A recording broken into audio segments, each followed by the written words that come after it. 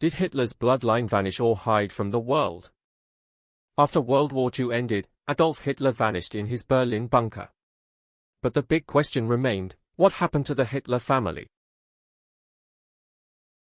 Few realized that behind the name that brought terror to humanity, there were still those carrying his bloodline who survived. Some were loyal to the death, others betrayed their kin, while some chose anonymity, fleeing the immense shadow. This isn't just a story about lives haunted by a surname, but a secret of how Hitler's bloodline disappeared from the world. Are you ready to discover it? April 1945, Europe was in ruins. The war was nearing its end, but for the Hitler family, it was just the start of a nightmare. They weren't generals, nor soldiers, most had never held a gun, never fought. But they carried in their veins the name that shook the world. Hitler. And that alone was enough to make them enemies of all mankind. April 30, 1945. Deep underground in Berlin. Adolf Hitler committed suicide as the Soviet Red Army closed in on the capital. His body, along with Eva Braun's, was quickly cremated by subordinates, leaving ashes amidst the rubble. Just a week later, on May 7, Germany surrendered unconditionally. But the war's end brought no peace. Instead, the country plunged into chaos, cities turned to dust. Millions lost their homes, with no food, no future. In that situation, anyone bearing the name Hitler, or related by blood, immediately became a hunted prey. Ironically, the very laws the Nazis had imposed, punishing the families of criminals, now returned to haunt Hitler's own family. The name that once wielded power now became a mark of damnation. And from the moment Hitler pulled the trigger in his Berlin bunker, a new series of tragedies began. The tragedy of the Hitler bloodline. After the Nazi regime fell, the Allies didn't just hunt Nazi remnants or SS generals. They also targeted Hitler's family, even distant relatives. Roads were destroyed, trains stopped running. People starved, homeless. Amidst that chaos, anyone bearing the Hitler name became a target for revenge. Their names were whispered in fear, and if discovered, many were immediately arrested on the streets. According to some post-war records, in 1945, the Soviet Red Army arrested several relatives of the fascist leader. Among them were names like Maria Johann, Edward Smith, Ina Kopensteiner, and also Johann Junio. The reason was simple. They were seen as having a connection to Hitler, and in that context, any link to the man who brought war was an unforgivable sin. Some are believed to have never returned from captivity. Johann Junio reportedly endured nearly a decade in prison before his release. These stories mostly exist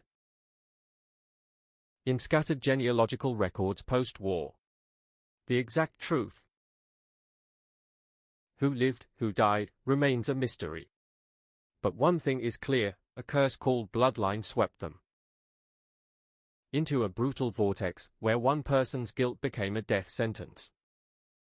For the entire family. For the whole family. Noise, likely unintentional, from childhood. The two siblings weren't close, but when Hitler rose to power, Paula remained steadfastly loyal, never turning her back on her infamous brother. Strangely, Paula never joined the Nazi Party, nor held any public role in the fascist regime. She lived quietly, doing minor office work. And during the Nazi regime, Paula lived under a false name. Wolf, a name Hitler himself often used as an alias. This helped her go largely unnoticed.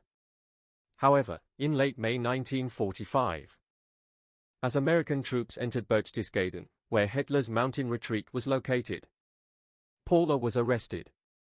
She was living nearby at the time, thinking she'd be safe after the war. But she couldn't escape the Allies' eyes. On the 26th of May 1945, US soldiers took Paula for questioning. She was then sent to Munich for weeks of interrogations. They asked about Hitler's personality, habits, and private life, but found no evidence she'd been involved in his crimes. By July 1945, Paula was released. Yet, this freedom brought her no new life. Back in Salzburg, her request for aid was denied. Austria didn't recognize her as a war victim. With no property or money, Paula survived on odd jobs, only to be fired when her identity was discovered. The Hitler name was a scar that never faded, clinging to her for life. Alone, without a husband, children, or family nearby, Paula lived in a small flat, relying on meager savings and donations from remaining Nazi sympathizers. On the 1st of June 1960, she died alone at 64, her tombstone in the Northern Friedhof Cemetery still bearing the name Paula Hitler. A harsh reminder that despite her efforts to stay out of politics, her brother's shadow loomed over her entire life.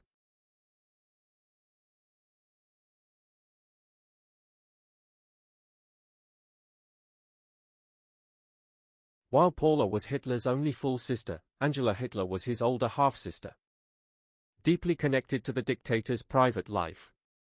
Born in 1883, Angela was Alois Hitler's daughter from his second marriage, before he married Clara, Adolf's mother. This made Angela and Adolf half-siblings, but their bond was much closer than with Paula. After her husband died, Angela raised her two children alone, Leo and Alfred, and especially Angela Maria Golorobo. In the late 1920s, Hitler brought Angela and her children to live with him in Munich, then to a luxurious apartment in Prinzregentenplatz. It was there that tragedy struck. Jelly Rorbel, his young, attractive niece, soon became Hitler's obsession. Rumors said he controlled Jelly obsessively, forbidding her from going out alone, seeing friends, or even having relationships.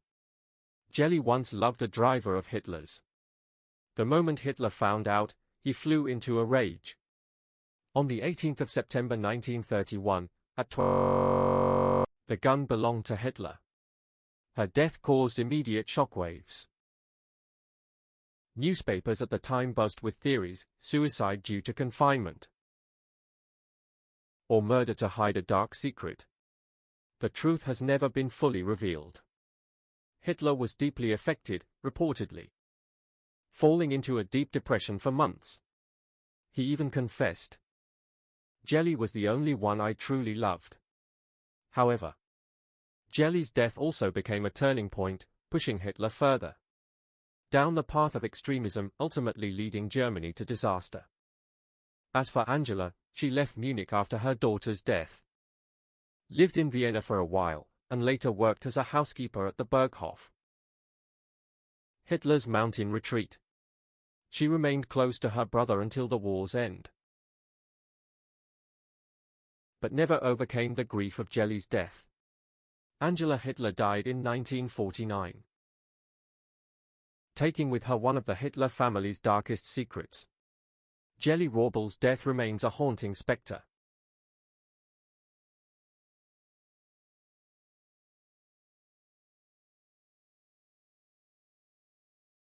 Not just for the Hitler family, but for all of humanity. Within the Hitler family, one figure is often overlooked, yet left a deep mark. Alois Hitler Jr., Adolf's half-brother. He was the son of Alois Sr., Hitler's father, with his first wife. From a young age, Alois Jr. clashed with his father. He left home at 14, wandering and taking on various jobs: waiter, innkeeper, and hotel staff. His life seemed unconnected to politics, but fate tied him when he bore the Hitler surname. Alois Jr. married an Irish woman named Bridget Dowling. This marriage produced a son, William Patrick Hitler. However, their married life was full of conflict. After a few years, Alois Jr. abandoned Bridget and their son, returning to Germany, leaving his young family to live in poverty. Strangely, while his brother Adolf was stepping onto the political stage, Alois Jr. remained in the shadows. He opened a bar in Berlin, then a restaurant in Hamburg. But when Hitler rose to power, the name Alois Hitler unexpectedly became a burden. Although not directly involved with the Nazi regime, Alois Jr. was watched by the secret police. There were rumors he had to change his lifestyle, cutting public ties with his brother to avoid suspicion. Even within the family, he had little contact with Adolf, as if they had become entirely different worlds. After the war, Alois Jr. lived quietly in Hamburg with his second wife, Hedwig Heddermann. He died in 1956, almost forgotten. Yet, Alois Jr.'s true legacy lay with the son he abandoned, William Patrick Hitler. Later, William became a controversial figure for daring to challenge his own dictator. A broken family, a father who abandoned his child, and a surname he couldn't escape. That's the tragedy of Alois Hitler Jr. among those bearing the Hitler surname. Few had a life as dramatic as William Patrick Hitler, son of Alois Hitler Jr. and Brigitte Dolan. Born in 1911 in Liverpool, England, William grew up in difficult times, with Alois Jr. leaving his mother and son to fend for themselves. However, the Hitler name became a door that brought William closer to power, and then also pushed him into an abyss. In 1930, at just 19, William went to Germany to meet his famous uncle, Adolf Hitler, who was then becoming a political star. Adolf initially welcomed his nephew warmly, even introducing William at a few events. But the more he interacted, the more William realized his uncle's control and dark ambitions. There were rumors that William tried to exploit this connection for personal gain, seeking jobs in banks, then in companies controlled by the Nazi regime. But when he didn't get what he wanted, he turned against them. From then on, the uncle-nephew relationship became strained. By 1939, as war loomed, William left Germany and returned to England. Here, he publicly wrote articles and gave speeches criticizing Hitler. The British press called him the traitorous nephew of the Führer. Not stopping there, William also went to America in 1939 for a speaking tour. When World War II broke out, he officially volunteered to join the US Navy. With this, William became the only member of the Hitler family to take up arms against his own blood. After the war, William settled in New York, changed his surname to Stuart Houston, trying to live a normal life, away from public attention. He married and had 4 sons, but all chose not to have children, ending the Hitler lineage in America.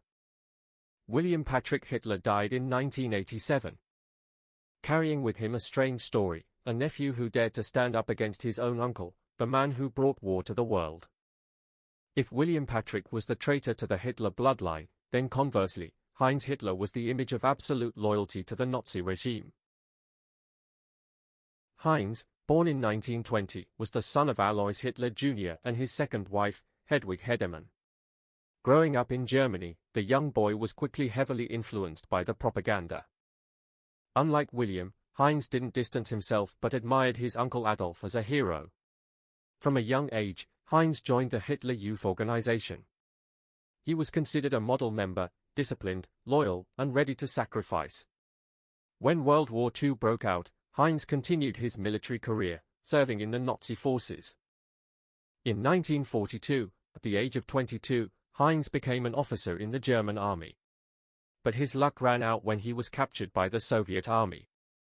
In the POW camp, Heinz was interrogated many times. Soviet officers realized his identity, the Führer's nephew. They hoped Heinz would cooperate, reveal information, or at least speak out against the Nazi regime. But Heinz absolutely refused. According to surviving records, this young man showed no wavering, no betrayal of his oath of loyalty. In 1942, he died in a Soviet POW camp at the age of 22. On one side was William, betraying his family to fight against Hitler. On the other was Heinz, Absolutely loyal and dying young for the Nazi cause. Two branches of the Hitler family. Two lives, poles apart but reflecting. The haunting shadow of Adolf Hitler on their families.